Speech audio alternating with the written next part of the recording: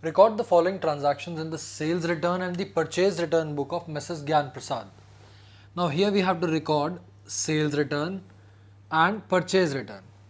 Now remember students, sales return is sometimes also referred to as returns inward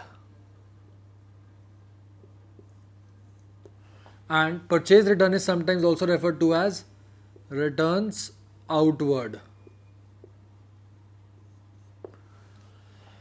So now students, let us try and record these transactions in return inwards, that is the sales return book, and purchase return, that is the returns outward book. Now students, on 3rd of January, the transaction is returned to Anand.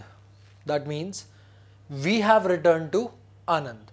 That clearly means that we must have purchased it earlier from Anand. So it is a purchase return. So in purchase return book on 3rd January 2005, no voucher number is there, so leave it blank. Return to Anand. Just write the name of Anand. 5 tables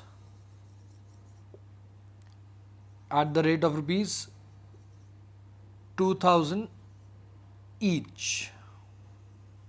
So the total amount is 10,000. So the total purchase return that is recorded in this transaction is 10,000. Coming to the second one, Neeraj returned goods.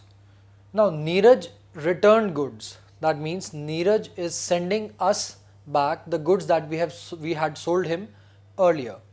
So that means earlier we had effected a sales to Neeraj. Now Neeraj is returning that particular amount of goods to us because of any reason. Now the total list price of the goods that he is returning is 2500. So this will be recorded in the sales return book. The date is 5th of January 2005. Neeraj, since nothing is specified, just mention the amount here 2500. And this recording is complete. For your sake, you can mention goods.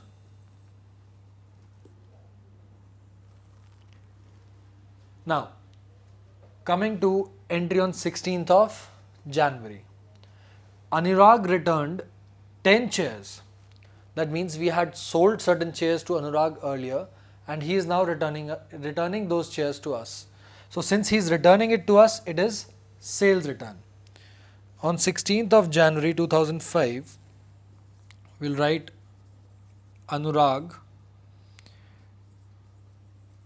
10 chairs at the rate of rupees 500 each. So the total amount for 10 chairs comes to rupees 5,000. Coming to the entry on 27th of January. Now students, it is returned to Vijay one cupboard of rupees 5,000. Now we are returning to Vijay. That means we had purchased it earlier from Vijay. So it is a purchase return. So should be recorded in the purchase return book. So in purchase return book, it would be Vijay one cupboard, amount is rupees 5,000. Now all the entries have been recorded here. Let us total out and transfer the balances to their respective ledger accounts. In case of purchase return book, the total comes to 15,000. Now students, purchase return has a credit balance. So purchase return credited. That is, it would be posted from this side to the credit side of purchase return account. Coming to sales return book, the total comes to 7,500.